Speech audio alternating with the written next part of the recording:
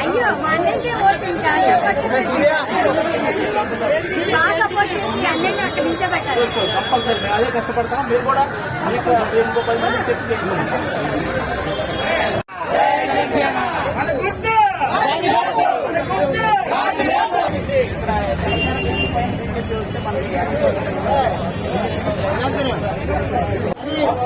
అలాగైనా కొనసాగుతున్న గుర్తు మీద ఓటేయాలమ్మా, మర్చిపోకండమ్మా. అలాగే పైన సీఎం రమేష్ గారు బీజేపీ, ఆయనకి కమలం గుర్తు మీద ఓటేయాలా. పైన బీజేపీ గెలిచి కింద మన కూటమికి నిలబెట్టిన జనసేన అభ్యర్థి గెలిస్తే మనకు అన్ని పనులు సక్రమంగా జరుగుతుంది. ఓకేనా? అన్ని ఏ ప్రాబ్లం ఉన్నా సాల్వ్ అయిపోతే అందరికీ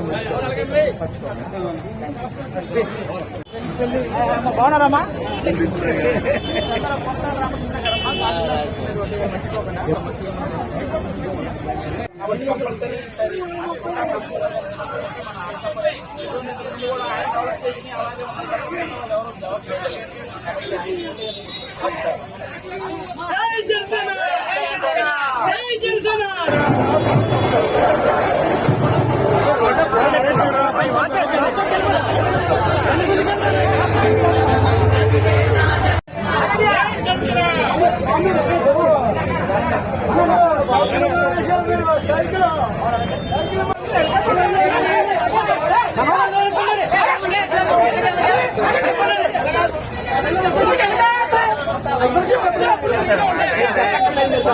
వంద రాంగ్ గెలిపించిన మినిస్టర్ మీరు రావాలి, కంపల్సరీ రావాలి.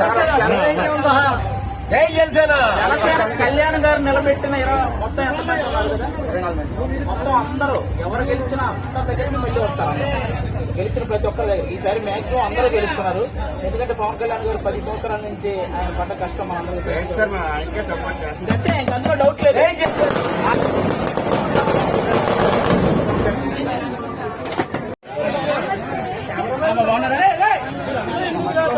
అయ్యో మా అన్నయ్యకే ఓటించాలి చెప్పండి.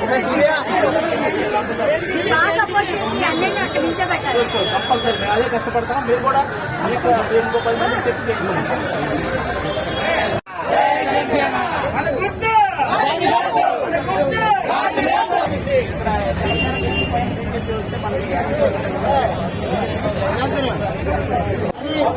అలాగైనా కొనసాగుతున్న గుర్తు మీద ఓటేయాలమ్మా, మర్చిపోకండమ్మా.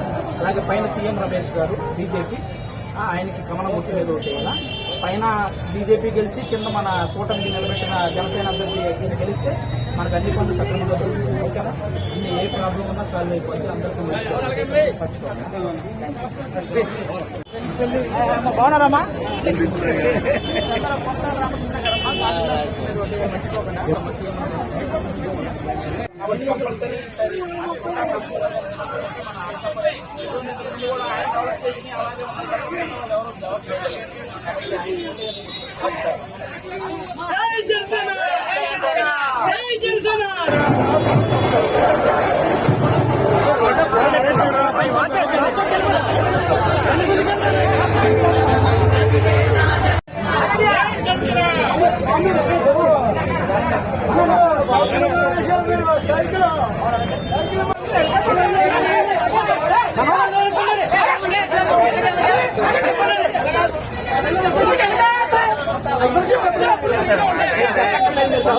వంద రాంగ్ గెలిపించిన మినిస్టర్ మీరు రావాలి, కంపల్సరీ రావాలి.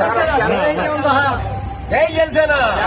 కళ్యాణ్ గారు నిలబెట్టిన మొత్తం ఎంతమంది ఉన్నారు కదా, మొత్తం అందరూ ఎవరు గెలిచినా అందరి దగ్గర మళ్ళీ వస్తారు. గెలిచిన ప్రతి ఒక్కరి దగ్గర ఈసారి మ్యాక్సిమం అందరూ గెలుస్తున్నారు.